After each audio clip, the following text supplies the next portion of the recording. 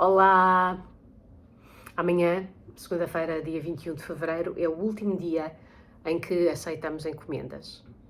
Nos últimos dias fizemos algumas promoções relâmpago, com descontos muito bons, em livros excepcionais. Deixei para o fim um dos meus livros diletos, já falei dele muitas vezes, já li vários excertos, é Os Meus Amigos, do Emmanuel Bove, numa tradução do Manel Rezende. Eu vou ler um bocadinho, já perto do fim, num último capítulo que se chama Mais um Amigo. Prefiro os jardins ingleses aos jardins franceses. Não é que a ordem e a harmonia me repugnem, nem que a imitação da natureza me encante. É pura e simplesmente porque gosto de não saber onde estou ao certo. Os jardins ingleses são misteriosos. Há cascatas, álias desconhecidas.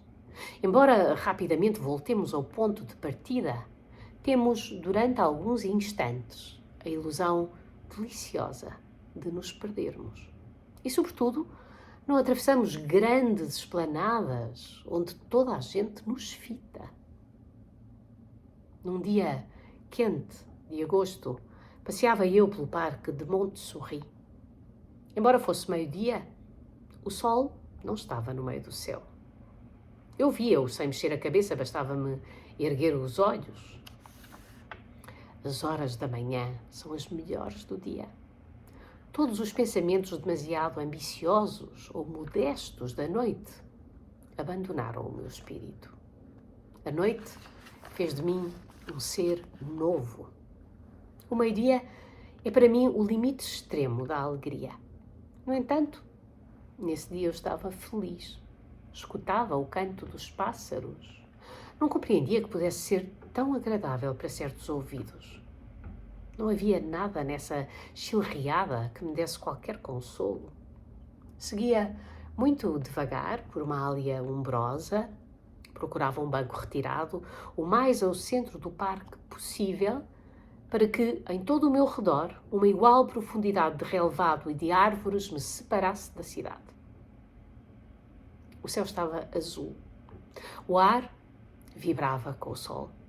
Alguns insetos, que não tinham outros insetos mais fortes a temer, saltitavam na relva.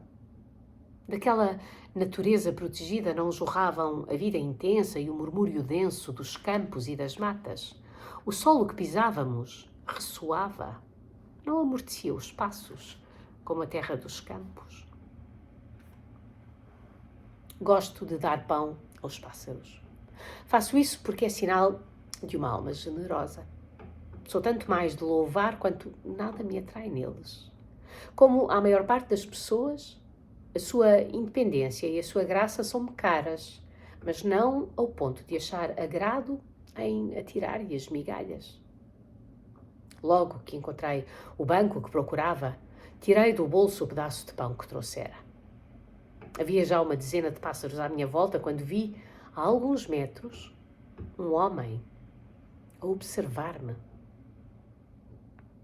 Não direi, como certas pessoas, que senti o seu olhar a pousar em mim. Seria mentir.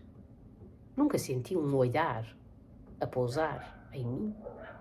Mas estou certo de que, nesse dia, uma mulher na posição em que eu estava, vendo esse indivíduo como o via eu, isto é, pelo canto do olho, sem voltar a cabeça, não teria deixado de afirmar que sentira esse olhar a pousar nela.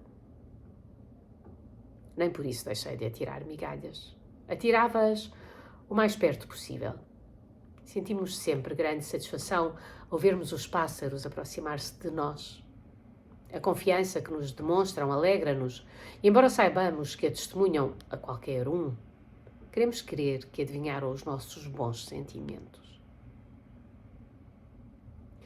Como o desconhecido continuava a olhar para mim, pus-me a falar com os pássaros. Fui ao ponto de lhes dar nomes. Era meu desejo que um deles viesse buscar uma migalha à ponta dos meus dedos. Se viesse, havia de parecer que os pássaros me conheciam, que eu vinha muitas vezes ao jardim. Infelizmente, nenhum se aproximou.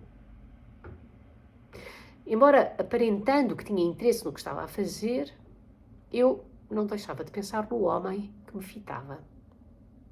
Este devia estar a dizer para os seus botões: ele a cada um, eis um pobre, um infeliz, que partilha com os pássaros o pouco que possui. Mas olha que é mesmo preciso um grande coração. Nunca vi um pobre fazer isto. Certamente era isso que ele pensava. Eu tinha consciência da minha grandeza. Como já só me restava um bocadinho de pão, dividi-o numa grande quantidade de migalhas. O desconhecido deu uns passos. Virei-me para ele, humildemente, com um olhar reprovador. Não me leva a mal, senhor, disse ele num tom suave. Os pássaros hão de voltar. Só então ousei escrutinar o desconhecido. Era um homem de idade, de altura média, bem vestido. Usava lourinhão. Estava calçado com uma dessas botinas com cano de borracha que se podem calçar indiferentemente num ou noutro pé. Fitava-me com tanta bondade que por um segundo pareceu-me que o lourinhão estava coberto de vapor. Vem aqui muito?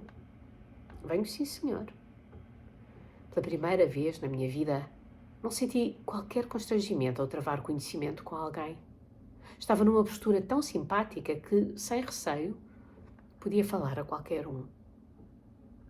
Deve gostar de bichos, não? Muito. Levantei-me e, maquinalmente, para tomar uma atitude, atirei pão para a erva, para o lugar onde tinham estado os pássaros. Tem uma bela alma, disse ele, após um silêncio. Não respondi nada. No entanto, não era uma frase que devesse ficar entre dois silêncios. Nunca me fizeram cumprimentos. Nunca me disseram o que outros ouvem tantas vezes. Aquelas boas palavras encheram-me de alegria. Senti até que, se quisesse, podia ter chorado. E continuava a tirar migalhas cada vez mais pequenas.